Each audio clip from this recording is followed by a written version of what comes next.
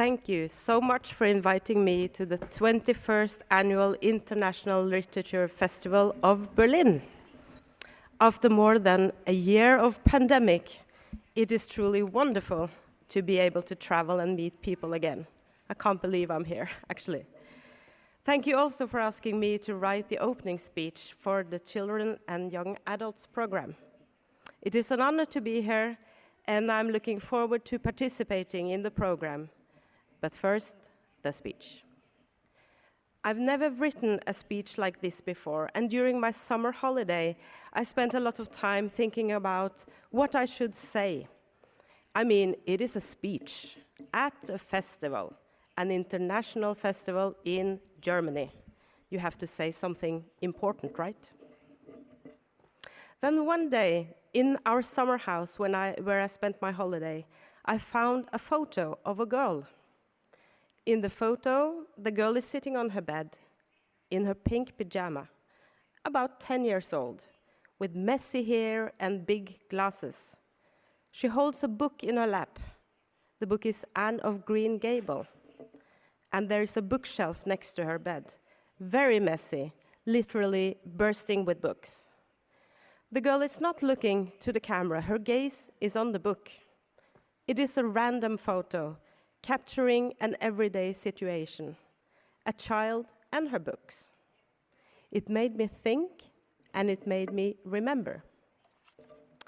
If someone had told the girl in the pink pajama that many years later she would speak in front of a large audience, she would have crawled under her covers to never emerge again.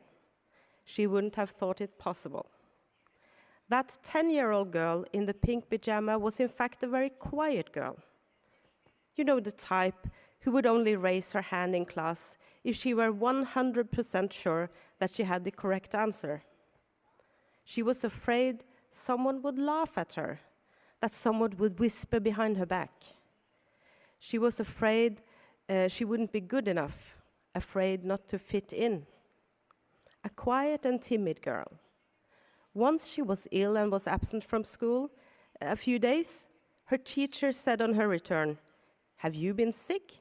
I didn't notice." I don't know who she thought she would become when she grew up, but it certainly was not someone who would stand in front of an audience to talk about something important. This girl thought it was quite demanding to be a child, not because she had a difficult childhood. It was more the feeling of being a child that made it difficult. Everything seemed too big and momentous and unsafe. Things could change at the blink of an eye. Grown-ups, on the other hand, didn't seem to have any problems. They didn't have crushes or fall out with their friends. They weren't afraid of anything. Grown-ups made breakfast, went to work, had dinner, watched the news, and went to bed. It all seemed so simple. She couldn't wait to be a grown-up. Her overfilled bookshelf gave her the opportunity to be someone else, a tougher version of herself, one that would cross oceans on her own, one who could lift a horse, one who tricked everybody into believing she was a boy, or one who could cut her rival's hair clean off. Through books, she could live many different lives, be someone completely different, put her own life on pause for a while, get to know people who felt the same way, and just maybe get to know herself a little better.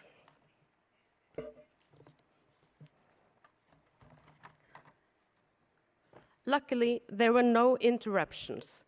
Nobody that peeked into the room and commanded I'd tell them what I was learning from reading those books, lying on the bed in my pink pajama, lost in all the stories. And yes, as you've already gathered by now, that girl in the pink pajama is not a character from one of my stories. She is, in fact, me. I had the privilege of reading the stories I wanted to read. Nobody questioned why I was reading the same book for the third time.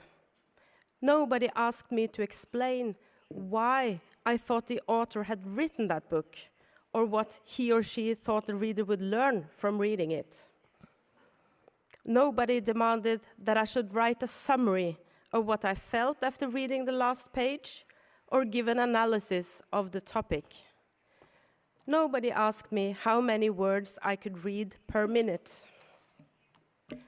I was lucky enough to revel in the stories alone, in peace. I could take part in those stories and make them my own. Through them, I experienced what it was like to be a poor servant girl in the 1880s, a king, an orphan, a detective, an astronaut, someone who's madly in love, or the strongest girl in the world.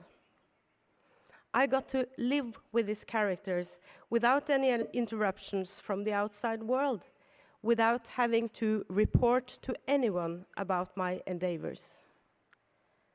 As an author of children and young adults' books, I'm often asked, what do you want your readers to learn from your book? It's adults who ask this question. Children never do. At first, when I had just published my debut novel, I thought of possible answers. I want them to learn about the Second World War and the persecution of Jews in Norway, which was the topic of my first novel.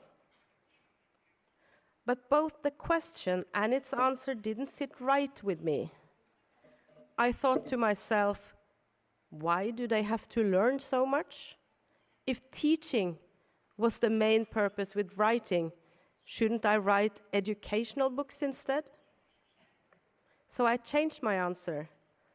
I want the reader to learn something about what it's like to be human.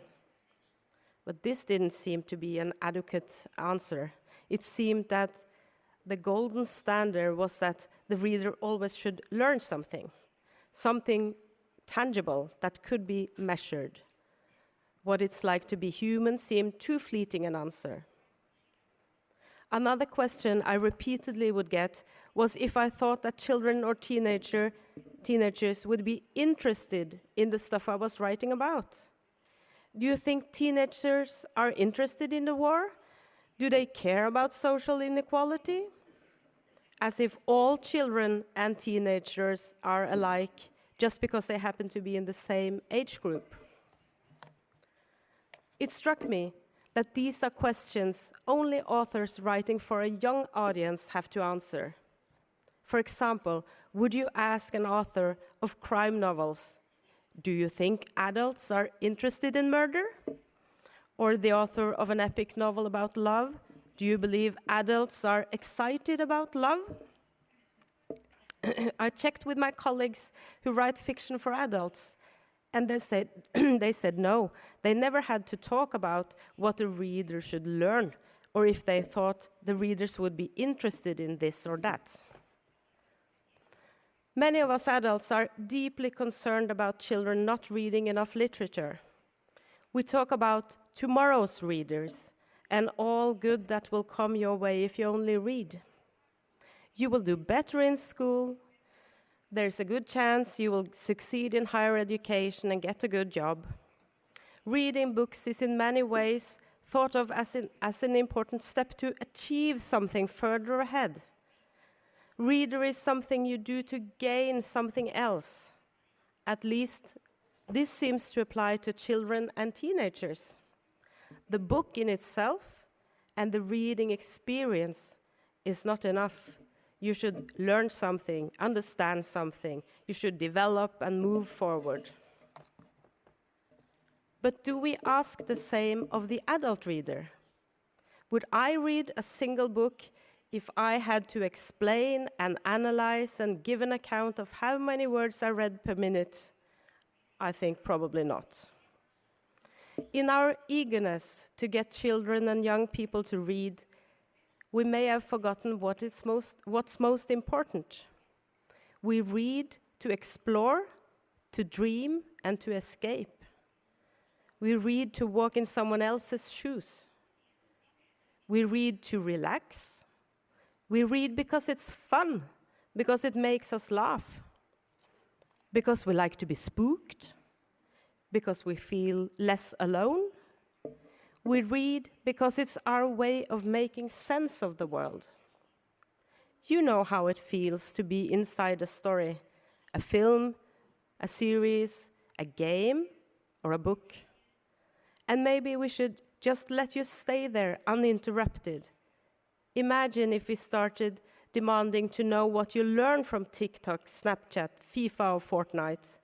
Wouldn't that kill the pleasure of it all?